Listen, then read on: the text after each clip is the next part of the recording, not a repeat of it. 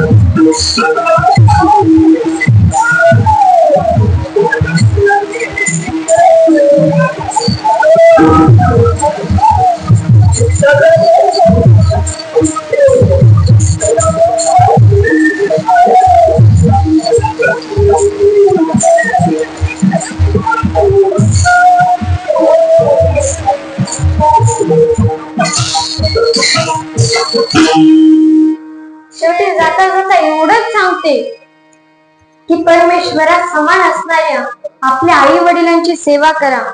अहो, आई मायेचं सागर आहे तर पिता दयाचा समुद्र आहे, म्हणून त्या आई वडिलांना विसरू नका, ना की त्यांना वृद्ध आश्रमामध्ये घाला. त्यांची सेवा करा. काय आनंद आहे त्यांच्या सेवेमध्ये. अहो, आज आपण पाहतो की प्रत्येक महाराज आई खूप श्रेष्ठ आहे म्हणतो, परंतु आई समान श्रेष्ठ असणाऱ्या वडिलांना आपण विसरत चाललो. अहो, मी म्हणते आई श्रेष्ठ नाही असं नाही, तर आई श्रेष्ठ आहेच, परंतु आईच्या एवढंच, आईच्या लेवललाच वडील देखील खूप श्रेष्ठ आहेत.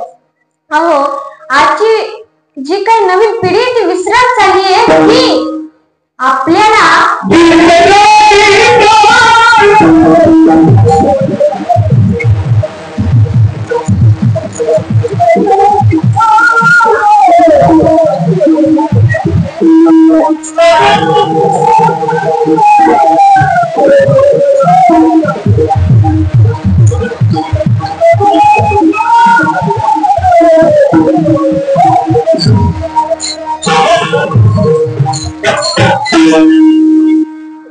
म्हणजे आजची पिढी आपल्या आई वडिलांना विसरत चालली आहे. शांत बस. विसरत चालली आहे. अहो, राम वनवासाला जाताना रडणारी कौशल्य आपल्या सगळ्यांना दिसतेच, परंतु राम राम म्हणून जीव त्यागणारा दशरथ कोणी पाहिलाय का?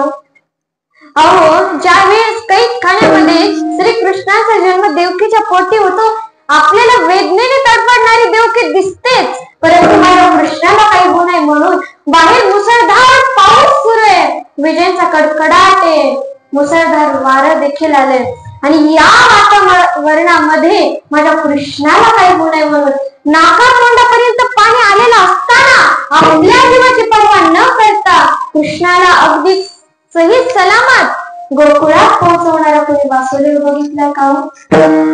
तर नाही. अहो, आई जेवढी श्रेष्ठ आहे तेवढेच वडील देखील खूप श्रेष्ठ आहेत. अहो, ज्या वेळेस आपल्या लेकराचं दुखत असताना असताना दवाखान्यामध्ये फॅन खाली बसून मलमपट्टी करणारी आई आपल्याला दिसतेच, परंतु त्या दवाखान्याचं बिल भरण्याकरिता आहे ना रात्रीचा दिवस करून हाडाची काढत करून आपल्या मुलाला काही होऊ नये म्हणून रात्रभर दिवसभर झटणारा बाप आपण पाहतो का? नाही. हो, आपण आईची सेवा कराच, परंतु आई सोबत वडिलांना देखील तेवढाच मान द्या आणि आई वडिलांच्या सेवेतील आनंद घ्या, एवढीच जाता कळकळीची विनंती करते. आणि आता वेळ झालाय, त्यामुळे ही कीर्तनरूपी सेवा मी तुम्हा श्रोतेजनांच्या चरणी समर्पित करते. पण माझ्या बोबड्या बोलीमधून काही एखादा शब्द तुम्हाला दुखवला गेला असेल, चुकीचा निघाला असेल, तर मला माफ करा तुमचे लेख म्हणून एवढीच विनंती करते आणि माझ्या कीर्तनरूपी सेवेला पूर्ण विराम देते. ज्ञानेश्वरा